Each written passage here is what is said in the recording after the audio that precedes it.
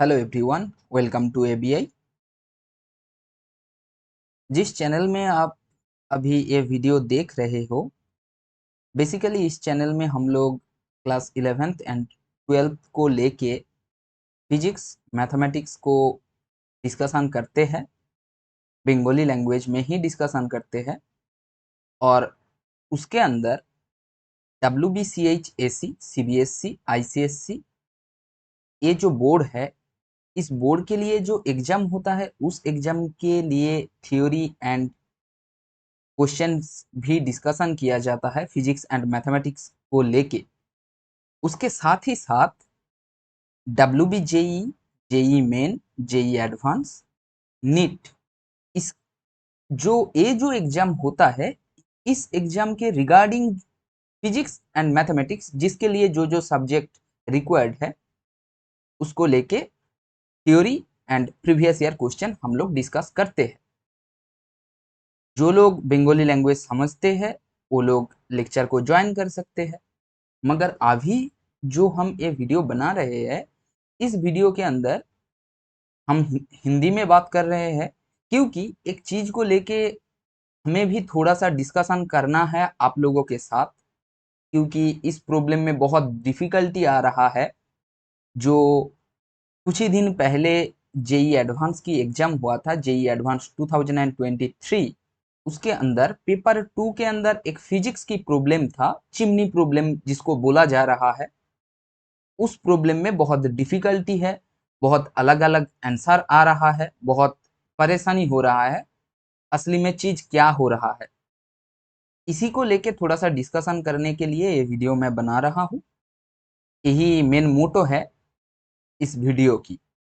इस वीडियो के अंदर जो चिमनी प्रॉब्लम है उसको हम डिटेल्ड वे से समझेंगे, जो मेरे को सही लगता है, क्योंकि फिजिक्स स्टूडेंट होने के नाते मेरे को जो सही लग रहा है, मेरा कॉन्सेप्ट जो बोल रहा है, और कॉन्सेप्ट के अंदर जो असली चीजें होता है फुल्ली सेटिस्फाई कर रहा है, प्रॉब्लम के साथ कॉन्सेप्चुअल सेटिस्फेक्शन हो रहा है। तो इसीलिए मैं ये प्रॉब्लम को मेरे तरफ से डिस्कशन करने की कोशिश करूंगा, और आप लोगों को समझने के लिए भी थोड़ा सा पेशेंस रहना पड़ेगा, क्योंकि ये प्रॉब्लम बहुत लोग बहुत तरीके से, बहुत टीचर बहुत अलग अलग तरीके से कर रहे हैं। मेरे को लग रहा है कि ऐसा होना चाहिए और ऐसा हो सकता है, ऐसे होने की प्रोबेबिलिटी बहुत ज्यादा है। वो तो प्रूफ हो जाएगा कौन सा आंसर सही है, कौन सा आंसर सही नहीं है, जब आईआईटी से इसका आंसर की आएगा, और आंसर की के अंदर जो आंसर रहेगा वही हम लोगों को मानना ही पड़ेगा और वही सही होगा, तब जाके पता चल ही जाएगा। मगर उससे पहले हम लोग देख रहे हैं कि कौन सा सल्यूशन सही हो सकता है, और उसके लिए मैं जिस तरीके से सोचा और मैं जिस तरीके से इस प्रॉब्लम के सॉल्यूशन किया और आप लोगों को भी बताऊंगा, वो प्रॉब्लम को लेके थोड़ा सा डिस्कशन कर लेते हैं। Okay okay. तो प्रॉब्लम में क्या बोला गया था, पहले उसको समझते हैं। प्रॉब्लम में बोला गया था a cylindrical furnace has height h and diameter d। Cylindrical furnace means जहां पे वो जो होता है ना, जो ब्रिक्स का मैन्युफैक्चर होता है, वहां पे इस प्रॉब्लम का रियल एग्जांपल आप लोग पाओगे। मैं उसका भी एक फोटो दिखाऊंगा। जो ब्रिक्स मैन्युफैक्चर होता है वहां पे ये प्रॉब्लम सही बैठता है, और उसी ब्रिक्स मैन्युफैक्चर जहां पे होता है उसको आप अगर विजुअलाइज कर सकते हो, पहले कभी देखा हो, ब्रिक्स मैन्युफैक्चर जहां पे होता है, घर बनाने के लिए जो ब्रिक्स होता है वो जहाँ पे मैन्युफैक्चर होता है, अगर वो जगह आपने कभी देखा है तो इस प्रॉब्लम के साथ वो चीज को अच्छी तरीके से रिलेट कर सकते हो। और अगर आप रियल लाइफ के साथ कोई प्रॉब्लम को रिलेट कर पाओगे, तभी जाके उसको सल्यूशन और उसका कॉन्सेप्ट अच्छी तरीके से समझ आएगा आप लोगों को। पहले चीज क्या था, ए सिलिंड्रिकल फार्नेस, जिसका मतलब इस डायग्राम, जो डायग्राम दिया गया था, सिलिंड्रिकल फार्नेस मींस यहाँ पे आग जल रहा है, यहाँ पे कुछ जलाया जा रहा है, उसको बोला जाता है फार्नेस, सिलिंड्रिकल फार्नेस है। जिसका हाइट दिया गया है कैपिटल H एंड डायमीटर दिया गया है capital D, both 1 metre. H का वैल्यू भी 1 मीटर है, कैपिटल D का वैल्यू भी 1 मीटर है। It is maintained at temperature 360 kelvin. ये जो सिलिंड्रिकल फर्नेस है, इसका अंदर का जो टेम्परेचर है वो 360 केल्विन है। The air gets heated inside the furnace at constant pressure PA। इसके अंदर जो हवा है, एयर है, वो हीट हो रहा है क्योंकि कुछ चीजें जल रहा है, तो इसका मतलब हवा तो गर्म होगा ही होगा। तो हम लोग इसी चीज को लेके चलेंगे कि यहाँ पे सिर्फ हवा गर्म हो रहा है और क्या जल रहा है मेरे को जानना भी नहीं है, हवा गर्म हो रहा है क्योंकि मेरे को प्रॉब्लम सॉल्व करना है। प्रॉब्लम सॉल्व करते करते उसको रियल लाइफ के साथ थोड़ा सा कोरिलेट करेंगे। हालांकि यही करने से आपका टाइम जाएगा, मगर अब तो हम समझ रहे हैं ना, तो इसीलिए टाइम जाएगा तो जाएगा, उससे कुछ फर्क नहीं पड़ता, समझना चाहिए अच्छे से। Air gets heated inside the furnace at constant pressure PA। इसके अंदर हवा गर्म हो रहा है और वो हवा का जो प्रेशर है PA, इसको डिनोट किया गया है PA से। Its temperature becomes T equal to 360 kelvin. इसका टेम्परेचर, फर्नेस का टेम्परेचर जितना है, हवा का टेम्परेचर उतना ही होगा। Okay, the hot air with density rho, यहाँ का अंदर का जो हवा है वो गर्म हो चुका है, उसका जो डेंसिटी है वो रो है। Rises up vertically, rises up A vertical chimney of diameter D। इसके अंदर हवा गर्म हुआ और हवा जब गर्म हो जाती है वो हल्का बन जाता है, तो वो ऊपर की तरफ जाता है। इसीलिए हमारा रियल लाइफ में जो बारिश होता है इसी के कारण ही होता है, क्योंकि हमारा अर्थ सरफेस का जो वाटर है वो गर्म होके वेपर बन जाता है, और हवा गर्म होके वेपर बन जाने से वो हल्का बन जाता है और वो ऊपर चला जाता है। इसीलिए यहाँ का अंदर भी, इसके अंदर भी जो गर्म हवा है वो हल्का बन चुका है। इसीलिए ये जो थोड़ा सा फनल की तरफ तरह दिख रहा है, इसको चिमनी बोला जाता है। जो ब्रिक्स मैन्युफैक्चर में बहुत लंबा चिमनी होता है जिसके ऊपर से काला काला धुआं निकलता है, वही चिमनी है। इसके अंदर से गर्म हवा ऊपर की तरफ जा रहा है चिमनी के अंदर से। ओके, ये जो चिमनी है ये लंबा वाला सा फनल की तरह दिख रहा है। इसका डायमीटर है स्मॉल d एंड हाइट है स्मॉल h। कहां से हाइट है?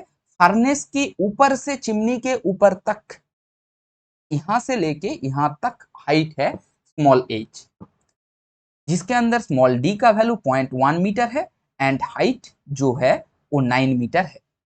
अबव द फर्नेस, जो फर्नेस के ऊपर है मैंने अभी बोला, and exits the chimney. As a result atmospheric air of density rho A, जिसका वैल्यू दिया गया है pressure PA, temperature TA 300 kelvin enters the furnace. यहाँ पे हवा तो गर्म हो रहा है, मगर यहाँ पे हवा आ कहाँ से रहा है?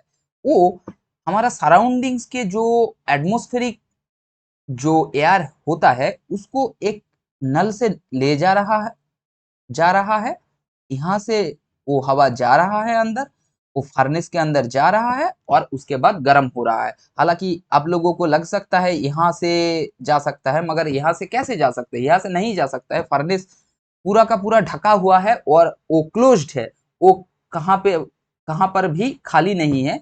इस तरफ से तो नहीं जा सकता। यहाँ पे क्यों दिखाया है रो ए PA TA, इसको क्यों दिखाया गया है?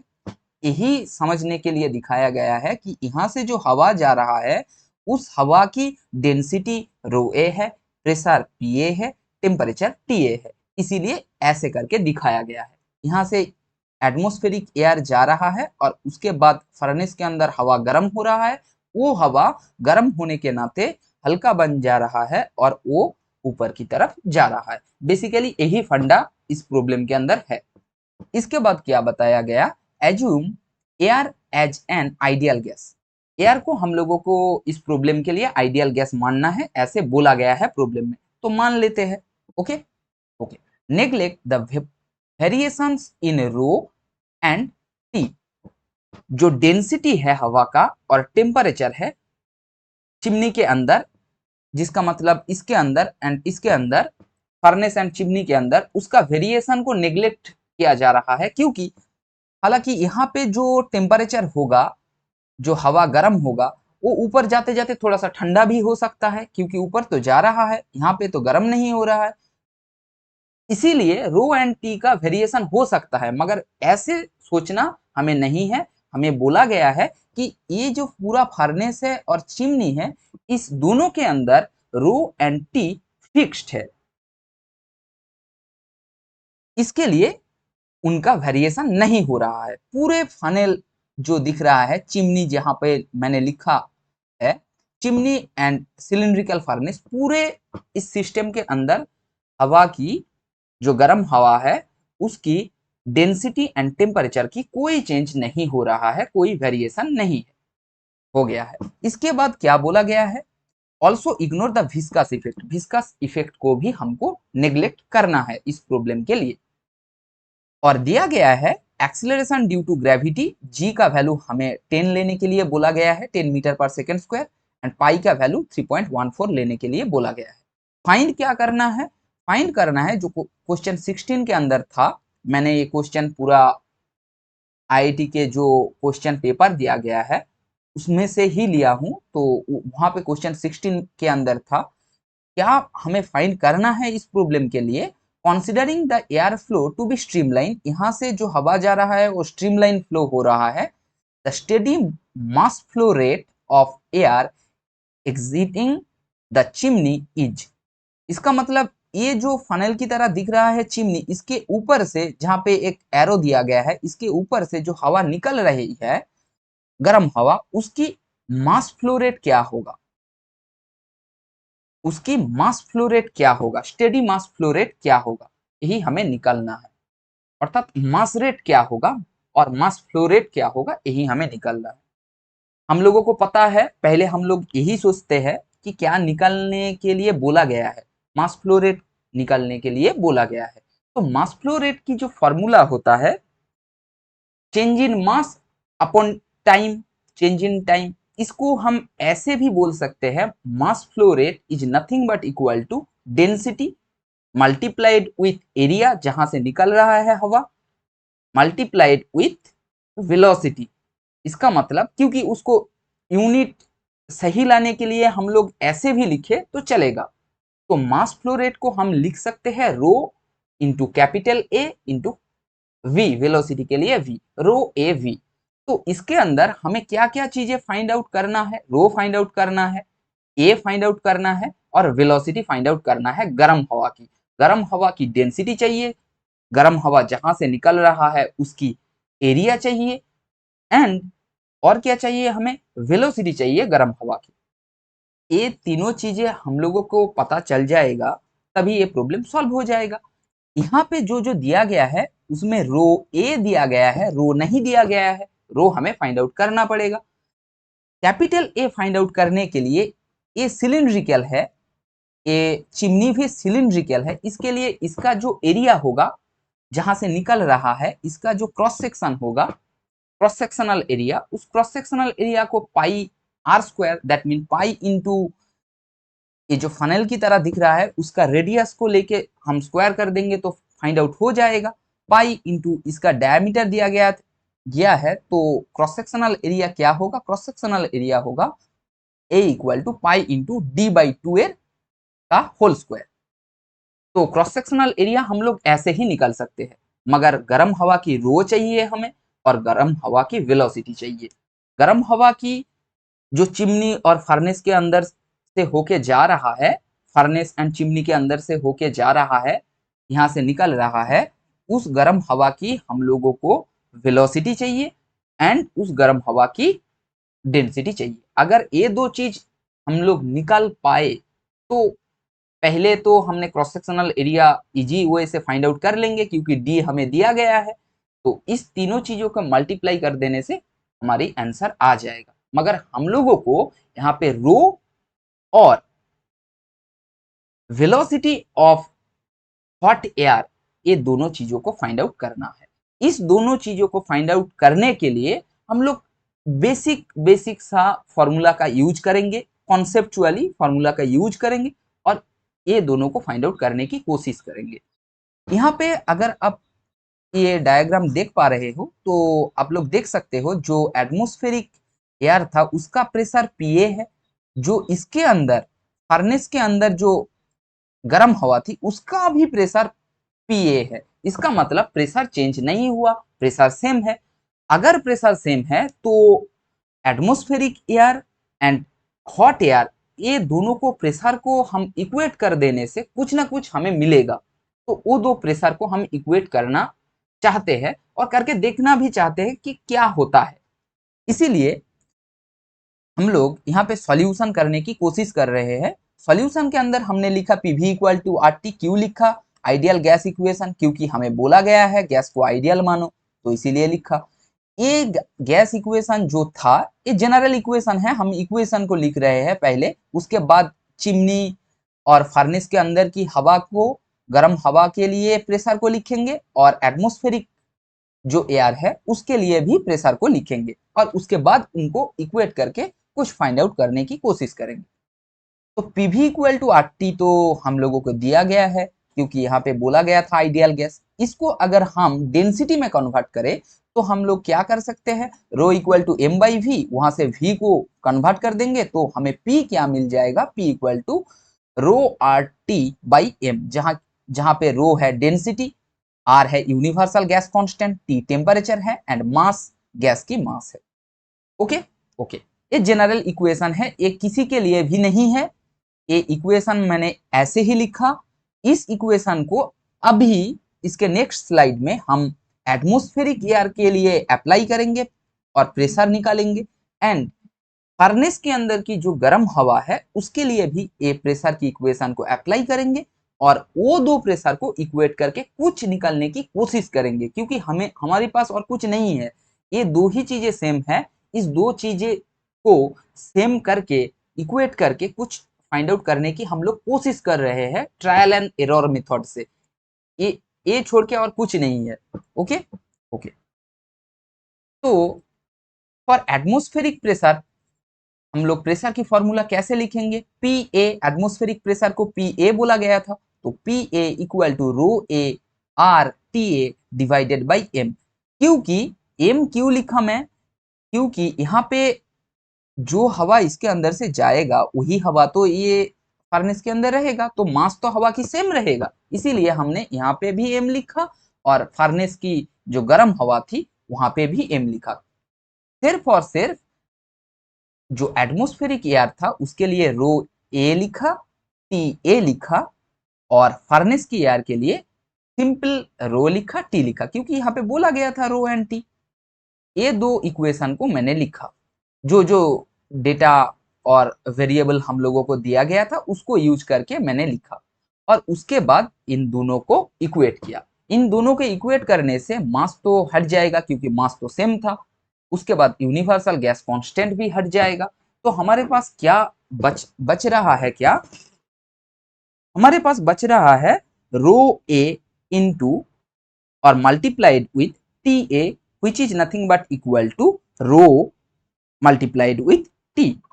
इसका मतलब क्या है कि एटमॉस्फेरिक जो एयर था उसका डेंसिटी एंड टेम्परेचर की मल्टीप्लीकेशन जो फर्नेस के अंदर की गर्म हवा है उसका डेंसिटी एंड टेम्परेचर की मल्टीप्लीकेशन की से इक्वेट हो जाएगा। यही हम लोगों को पता चल रहा है, वो प्रेशर सेम है, उसको यूज करके हम लोगों को एम मिल रहा है। जब हम यहाँ से rho A T A and only T इसका वैल्यू पुट कर देंगे, क्योंकि rho A T A only T इसका वैल्यू दिया गया है क्वेश्चन में ही, तो जब हम इन लोगों को वैल्यू को पुट कर देंगे तो वहां से हम लोगों को डायरेक्टली रो मिल जाएगा। सिंपल कैलकुलेशन है, 1.2 into 300 that is nothing but 360 हट जाएगा तो रो मिल जाएगा 1 kg पर मीटर क्यूब। तो हम लोगों को रो मिल गया। इसका मतलब जो हमें फाइंड आउट करना था 3 टर्म्स, उसके अंदर रो एंड कैपिटल ए हम लोगों को मिल गया। सिर्फ और सिर्फ हम लोगों को अभी फाइंड करना है और फोकस करना है, क्योंकि हर एक प्रॉब्लम के लिए हम लोग कर रहे हैं, ऐसा नहीं करना है, क्या फाइंड आउट करना है और उसके लिए क्या क्या चीजें हम लोगों को फाइंड आउट करना होगा उसको समझना पड़ेगा पहले। हम लोगों को यहाँ पे 3 टर्म्स फाइंड आउट करना है। उसके अंदर कैपिटल ए हम लोग फाइंड कर चुके हैं, रो हमें मिल गया है। अभी सिर्फ और सिर्फ हमको फोकस करना है वेलोसिटी ऑफ हॉट एयर। अगर ए हम लोग निकाल पाए तो हमें और हम इस प्रॉब्लम को सॉल्व कर पाएंगे। तो इसीलिए अब हम क्या करते हैं, वेलोसिटी ऑफ हॉट एयर को फाइंड आउट करने के लिए एक कॉन्सेप्ट को लगाते हैं। इसके अंदर एयर है, ये हवा ऊपर क्यों जा रहा है, ये हवा ऊपर तक क्यों जा रहा है, यहाँ पे तो गर्म हवा था, ये ऊपर तक क्यों जा रहा है, ये ऊपर तक जा रहा है क्योंकि वो हल्का बन चुका है, उसका डेंसिटी घट गया है। क्योंकि पहले डेंसिटी था, जो गर्म हवा थी उसका डेंसिटी था 1.2 kg पर मीटर क्यूब, प्रॉब्लम में भी दिया गया है और यहाँ पे भी आप लोग देख पा रहे हो, उसका डेंसिटी घट चुका है, उसका टेम्परेचर बढ़ चुका है यहाँ पे जो हवा थी, इसीलिए उसको जो नीचे से एटमॉस्फेरिक एयर आ रहा है, जो डेंस्ड है, ज्यादा डेंसिटी है, ज्यादा भारी भी है, वो उसको ऊपर तक धकेल रहा है। कौन धकेल रहा है, एटमॉस्फेरिक एयर गर्म हवा को ऊपर तक धकेल रहा है।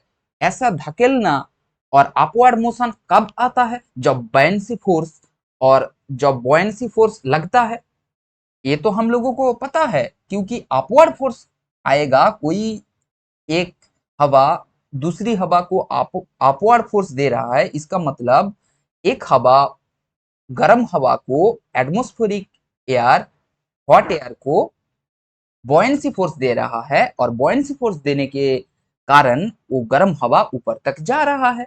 इसीलिए हम लोग क्या किया, इसके बाद now the hot air goes upward due to the buoyancy force, ये तो हमें दिख रहा है और ये कॉन्सेप्ट हम लगा सकते हैं, इसीलिए ही मैंने बॉयंसी फोर्स का कॉन्सेप्ट लगाया यहाँ पे। रो तो इजीली निकल रहा है जो हमें दिया गया था, सिर्फ और सिर्फ velocity of hot air find out करने के लिए हमने बॉयंसी फोर्स का कॉन्सेप्ट लगाया। इसके बाद अगर जो हवा ऊपर तक जा रहा है उसका हम एक्सीलरेशन फाइंड आउट करने की कोशिश करें, तो बॉयंसी फोर्स का कॉन्सेप्ट लगाएंगे। तो upward acceleration of hot air find out करने के लिए हमने क्या लिखा, upward acceleration of hot air. तो हॉट एयर की एक्सीलरेशन, इसके लिए मैंने लिखा A suffix hot, hot air की acceleration which is nothing but equal to rho A V G buoyancy force due to the atmospheric air, क्योंकि atmospheric air की density हमें रो ए दिया गया था, v तो वॉल्यूम है, g ग्रेविटेशनल एक्सीलरेशन है, ये तो बॉयंसी फोर्स हो गया। ये बॉयंसी फोर्स किसके ऊपर लग रहा है, ये बॉयंसी फोर्स लग रहा है गर्म हवा के ऊपर। माइनस रो वी जी मैंने क्यों किया, रो ए वी जी से माइनस रो वी जी मैंने इसलिए किया, गर्म हवा तो ऊपर ऊपर ऊपर तक धकेल रहा है, जो ठंडी हवा थी, जो एटमॉस्फेरिक एयर था, उस वो तो गर्म हवा को ऊपर तक धकेल रहा है, ये तो बात हम लोगों को समझ आया, इसीलिए रो ए वी जी लिखा। माइनस रो वी जी क्यों लिखा, माइनस रो वी जी इसलिए लिखा क्योंकि वो हल्का हो गया है, जो हवा गर्म हवा, उसका तो कुछ कुछ ना कुछ वेट तो होगा, उस वेट को तो हमको सब्ट्रैक्ट करना पड़ेगा, तो इसीलिए मैंने यहाँ पे वेट को सब्ट्रैक्ट किया और उसके बाद डिवाइड किया मास से। रो भी मास होता है, क्योंकि मास इक्वल टू और density equal to mass divided by volume, वहां से mass equal to rho into V. ऐसे करके मैंने अपवर्ड एक्सीलरेशन फाइंड आउट करने की कोशिश की, जहां पे रो ए वी जी को मैंने बोला buoyancy force by the atmospheric air, rho V G को मैंने बोला weight of hot air, rho V को मैंने बोला मास ऑफ हॉट एयर। अब यहाँ पे वी भी तो कट गया है, rho minus rho A minus only rho into G divided by rho. अगर हम इसका वैल्यू को पुट कर दे, क्योंकि रो ए हमें प्रॉब्लम में ही दिया गया था 1.2, रो को हमने फाइंड आउट किया 1, मल्टीप्लाइड विथ 10 क्यों लिखा, क्योंकि g का वैल्यू हम लोगों को लेने के लिए बोला गया है 10, इसीलिए लिखा 10 लिखा। उसके बाद जब हमने कैलकुलेट किया तब हमें क्या मिला, ए hot, that means A suffix hot, जो गर्म हवा थी उसका जो एक्सेलरेशन है उसका वैल्यू क्या निकाला गया है, और क्या निकला है 2 मीटर पर सेकेंड स्क्वायर। तो एक्सीलरेशन मिल गया। तो आप लोगों को अभी लग रहा है, आपने कुछ ही टाइम पहले बोला कि हम लोगों को वेलोसिटी ऑफ हॉट एयर चाहिए, तो आपने एक्सीलरेशन क्यों फाइंड आउट किया? क्यों फाइंड आउट किया, इसके पीछे भी कारण है। हम लोग डायरेक्टली वेलोसिटी फाइंड आउट नहीं कर पाएंगे, इसीलिए हमने पहले एक्सेलरेशन को फाइंड आउट किया। अगर हम लोगों को एक्सेलरेशन की वैल्यू मिल गया तो डायरेक्टली हम लोग जो इक्वेशन ऑफ मोशन होता है उसको यूज करके वेलोसिटी फाइंड आउट कर लेंगे। कौन सा equation of motion? v square equal to U square plus 2as। मैंने बार बार बोला क्योंकि यहाँ पे अपवर्ड लिखा, इसीलिए मैंने यहाँ पे लिख दिया है, इसीलिए कोई साइन का झंझट मैंने नहीं रखा प्रॉब्लम में। साइन का झंझट में मत पड़ना। Okay okay. इसके बाद हमने वेलोसिटी को निकालने के लिए थोड़ा सा कोशिश की। कैसे कोशिश की? जैसे मैंने थोड़ी टाइम पहले भी बताया, इक्वेशन ऑफ मोशन का यूज किया, v square equal to U square plus 2as, जहां पे v हॉट मीन्स गर्म हवा की वेलोसिटी है, v square equal to U square. गर्म हवा तो पहले रेस्ट में थी, जो फर्नेस था वहां पे रेस्ट में थी, उसके बाद ऊपर की तरफ उठा, इसीलिए उसका इनिशियल वेलोसिटी नहीं है, तो उसको जीरो के साथ इक्वेट कर दिया, प्लस 2as। इसका मीनिंग क्या है? यहाँ पे ए क्या है? गर्म हवा की एक्सेलरेशन है। एस क्या है? जिस पाथ से वो गर्म हवा यहाँ से ऊपर तक जा रहा है। इसका मतलब यहाँ पे एस का वैल्यू कहाँ से कहाँ तक होगा? ये फर्नेस की ऊपर से लेके पूरा चिमनी के ऊपर तक, दैट मीन्स स्मॉल एच जो हमें दिया गया है। ओके। इसके बाद हमने सिर्फ वैल्यू पुट किया। वैल्यू पुट करने के बाद हम लोगों को वी हॉट मिल गया। हमने बोला था हमें रो निकालना है, रो पहले ही निकाल लिए हम लोग। उसके बाद हमने बोला कैपिटल ए चाहिए, कैपिटल ए भी हम लोग फाइंड कर सकते हैं क्योंकि डी प्रोवाइडेड है। उसके बाद हमने बोला velocity of hot air find out करना है, तो वेलोसिटी ऑफ हॉट एयर भी हम लोग फाइंड आउट कर चुके हैं। अभी सिर्फ वैल्यू को पुट करना है और मास फ्लो रेट हम लोगों को ऐसे ही मिल जाएगा। तो मास फ्लो रेट का जो फॉर्मूला होता है, जो मैंने प्रॉब्लम को सॉल्व करने के पहले ही बोला था, क्योंकि हम लोगों को यही फाइंड आउट करना है, इसके लिए रो चाहिए, कैपिटल ए चाहिए और वी चाहिए, जिसके अंदर ए हम लोग इजी वे से फाइंड आउट कर सकते हैं पाई आर स्क्वायर करके।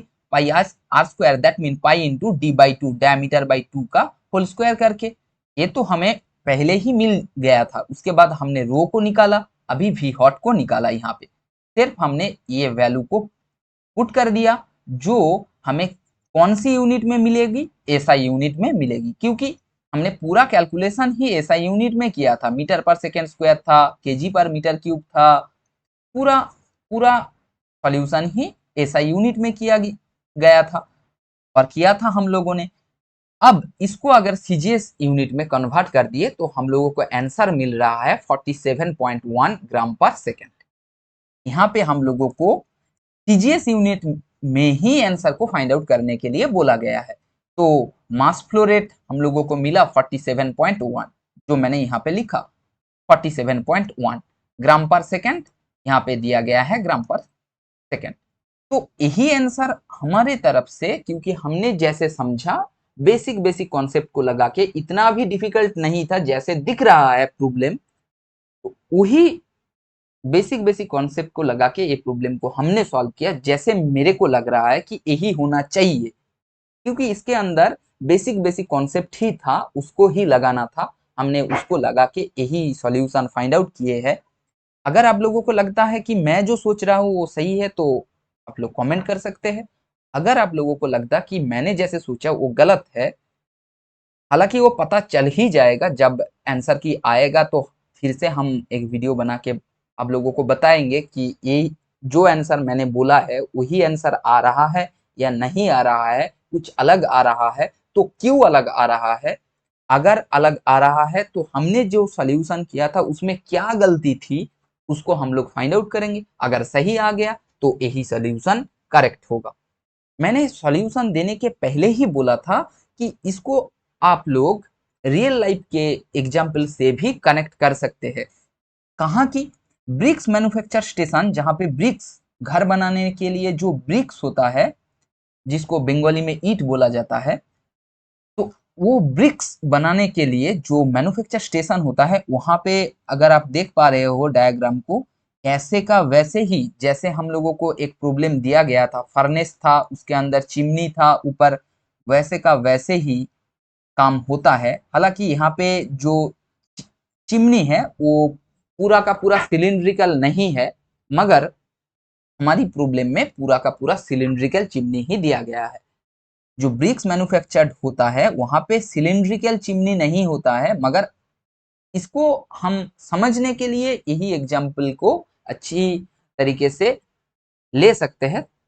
अगर हमने इस एग्जाम्पल को थोड़ा सा सोचा और उसके मैकेनिज्म को थोड़ा सा सोचा तो देखेंगे कि जो प्रॉब्लम जेई एडवांस में पूछा गया है वो सेम ही कॉन्सेप्ट के ऊपर ही प्रॉब्लम था। ओके ओके, तो दैट्स इट फॉर टुडे। यही प्रॉब्लम था और इसी की सॉल्यूशन देने के लिए मैंने थोड़ा ट्राई किया। अगर आप लोगों को ये सॉल्यूशन अच्छा लगा और सही लगा तो आप लोगों की दोस्तों के साथ ये वीडियो को शेयर कर सकते हैं। तो thank you everyone, thank you for learning with ABI, happy learning with ABI and believe in yourself. Bye bye, take care and happy learning.